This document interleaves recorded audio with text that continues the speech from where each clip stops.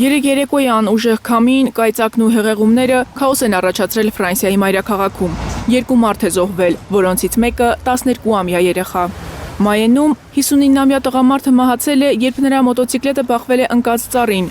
Ֆրանսիայի հարավային Տարնեգարոն բնակավայրում 12-ամյա տղան մահացել է գետի ափին հանգստանալիս, երբ քամին տապալել է ծառը։ Անսպասելի փոթորիկը խաթարել է աշխատանքը Ֆրանսիայի ազգային ժողովում, ուր քննարկվում էր Մերձավոր Արևելքի հակամարտությունը։ Անձրևը տանիքի ճեղքերից լցվել է նիստերի դահլիճ։ Քաղաքի կաթվածահար երթևեկությանը զուգահեռ մարդիկ հորդ անձրևի տակ սրճարաններում շարունակում էին սովորական առօրյան, ոմանք էլ ինքնագլորներով անհոգ շրջում Սիրո քաղաքում։ Կեսգիշերին Ֆրանսիայում և Բելգիայում գրանցվել է ավելի քան 39,000 կայծակի հարված, ծառերի տապալման ահազանգեր են եղել։ Օդերևութաբանները հաջորդ շաբաթ Ֆրանսիայում կանխատեսում են ծայրահեղ շոկ 40 աստիճան Ցելսիուս և զգուշացնում, ուժգին փոթորիկներ են սպասվում Մեծ Բրիտանիայում։ Անգլիայի հարավ-արևելքի բնակիչները պետք է պատրաստ լինեն անոմալ եղանակին։